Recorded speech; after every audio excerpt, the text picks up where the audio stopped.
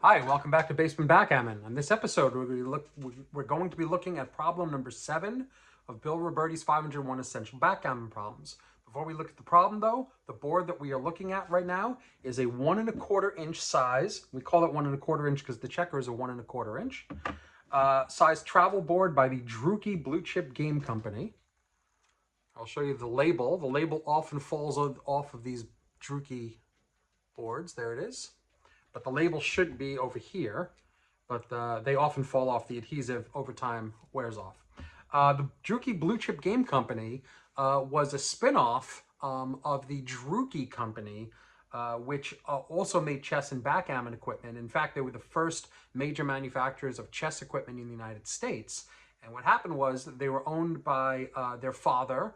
I believe his name was William Druki, and he had 2 sons who took over the company, and they had a bit of a falling out, and one of the sons ended up splitting off, taking part of the name, and calling it the Druki Blue Chip Game Company. So there are Druki backgammon sets, and there are Druki Blue Chip Game Company backgammon sets. This is from the latter, the Druki Blue Chip Game Company out of Madison, Wisconsin. Grand Rapids, Michigan. They were kind of big over there. So we're going to be looking at this particular problem. And the problem is, what do you do with an opening response 2-1?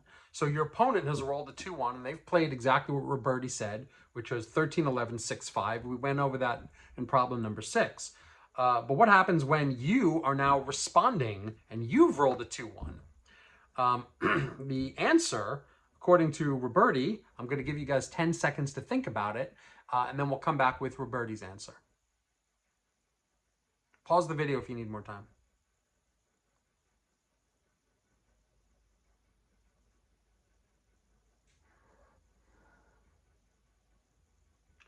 Okay, and we're back. What Robertie says to do is do exactly the same, 13-11-6-5. And I'll read you what Robertie has to say about that. What do you do when your opponent has slotted a key point and you miss? Counter slot. Black should play, or I'm sorry, yellow in this case, stands in for black in Robertie's book. Yellow should play 13-11-6-5, counter slotting his own 5-point. White, meaning green, has very few rolls that both hit your blot and cover his own. Unless he does both, you'll be able to equalize. So what does that mean? That means that unless green can hit and cover, and he's got 3 checkers to cover with, 4 if you count double 4s. Unless he can hit and cover, you have the opportunity to either hit him back or also cover your 5-point, equalizing the position on both sides. So let's see what XG has to say about it. And I'll be back in just a moment with that. All right, we're back with our XG video. In this particular case, White has rolled an opening 2-1, and they've gone 13-9-6-5. Now, Black is being asked to also play a 2-1. And the question is, how do we do it? Well, I've set this up for money game, like the book is set up for. And I've asked XG to analyze this, and XG says something different. Now, this is the first time in the video series that we've seen something in a money game that was different from what Robertie said. XG is saying 13-11-24-23. I don't exactly know why it's different than Robertie. Maybe Robertie made a mistake. Maybe XG is not thinking about things that Robertie's thinking about, but they do differ in this particular case. So I find that kind of interesting.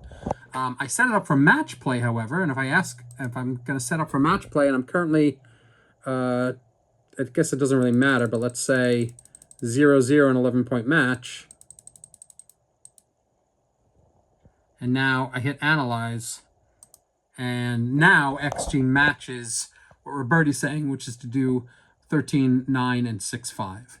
So in match play, Robertie's correct, according to XG, and in money play, the play is to split the back checker, according to XG. So an interesting differentiation there.